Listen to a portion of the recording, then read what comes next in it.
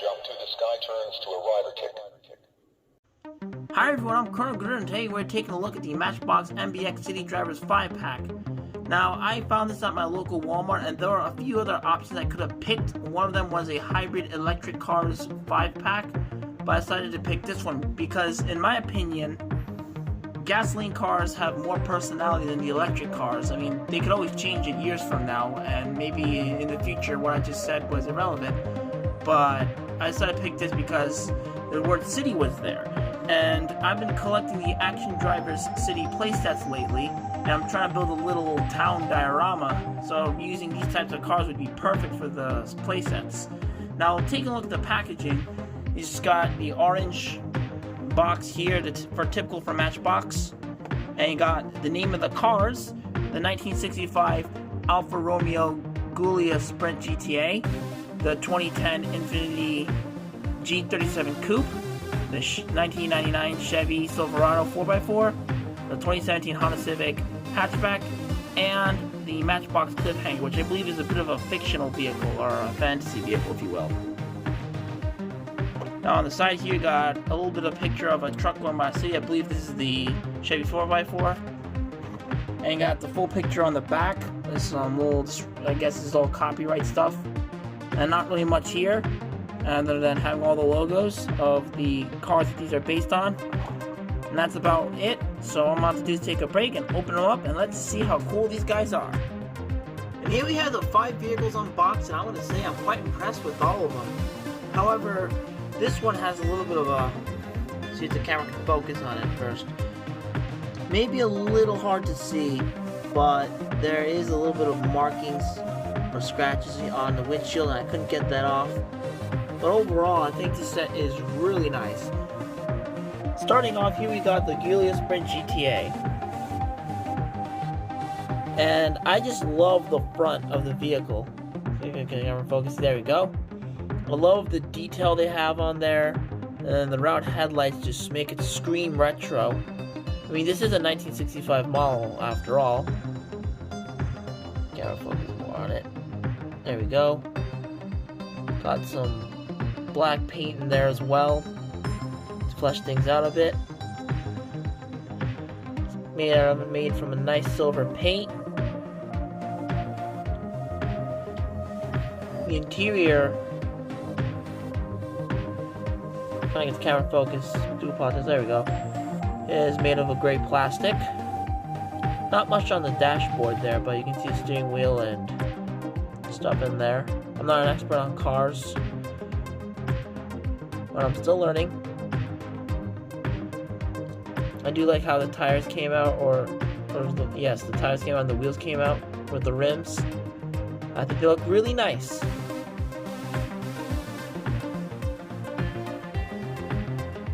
On the back, you got, oh, it looks like a four-leaf clover on the back there. Not sure what that means. Nothing on the back really. It was like a license plate. They could have had something there, but they decided to leave it blank. And underneath, we got some really nice detail. And apparently, this mold existed since 2006. It's in 2006 Mattel. And named the car, made in Thailand, all the typical stuff that Matchbox cars are known for. Overall, I give this one a thumbs up. Next up is the G37 Coupe. I do like the red that they used on here. It's like a simple red. It kind of looks a little pinkish on camera. Or maybe it's just me. Once again, I think the rims look really nice. On the back, unlike the previous car, it actually has a license plate. I like how the back lights turn out there. Let's look for the interior. Made out of black plastic, and it's got some really good detailing inside. It's a little hard to see on there because it's so small, but yeah, I think this looks really nice as well. But I think the best part about this car is that of all the cars in the set, it's got the most detail underneath. Just look at that. It's just beautiful to look at. This almost reminds me of some of the Kenner cars that were made, like the cars made by Kenner in the 80s and 90s. I believe it was like cars like Mask, the Batmobiles, etc. Like a lot of the cars and those toy lines had some excellent detail, and that's what it makes me think of. And once again, it has the name of the car underneath there, right here. This is a 2010 mold. And this is another awesome car. Next up is the Silverado, and this one's probably my favorite in the set because I'm just a big fan of trucks and off-roaders. And I really like how raised up this one is. Like, it's just so high above the ground, and it kind of makes me think of Monster Jam a little bit. And there's not really much detail around here, but it's got some nice rims. Has a lot of paint applications. I think these are all painted in details with all these logos like Matchbox, parts delivery. Let's see if I can read the rest of them. Milestar. Can't really read what this one says. I think it's a little too small. But if you know what it says, like, let me know in the comments. Skyjacker. I don't know why that sounds a little crude. Underneath here, got some nice lines in there, nice detail.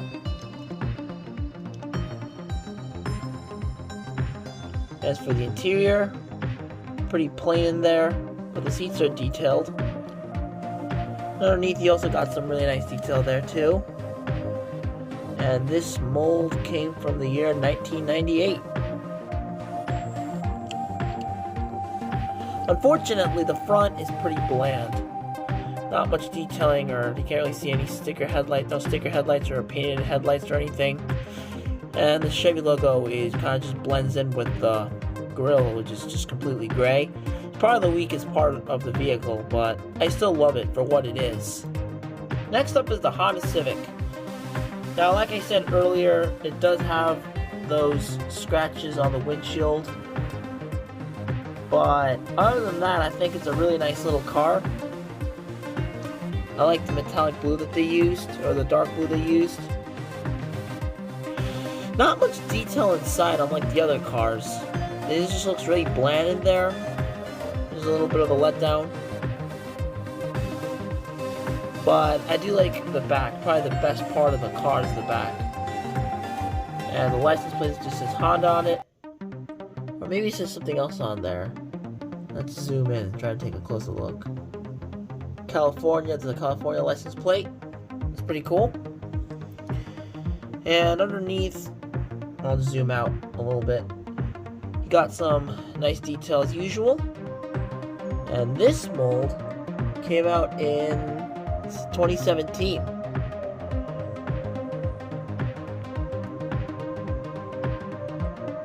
This is a car I actually plan on getting in the near future, in a couple years from now.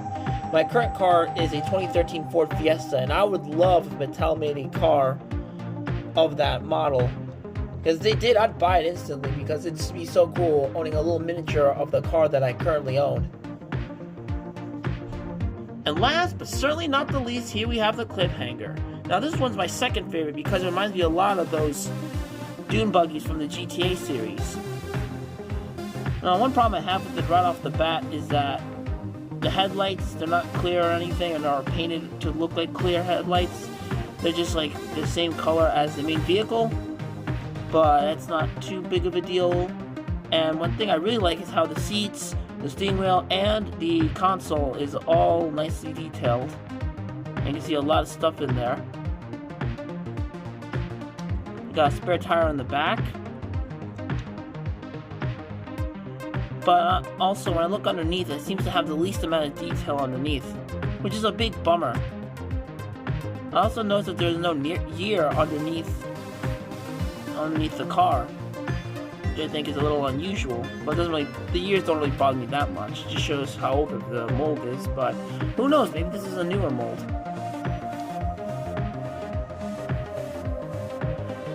That's all there really is to say for this one. And there you have my review on the City Drivers 5-pack, and I love this set as a whole, but if I were to rank it from least favorite to favorite, from the very bottom, I would probably rank it with the Honda Civic, because of the scratches on the windshield, but other than that, it's a fine car. And then next to that would be the G37 Coupe, and right out on top of that I'd put in the Sprint GTA, then the Cliffhanger, and then at the very top, I would rank number 1 for my favorite in the set with the Silverado 4x4. And if you enjoyed the video, please leave a like, comment, subscribe, and turn on the notification button. Thank you for watching, and I'll see you on the flip side.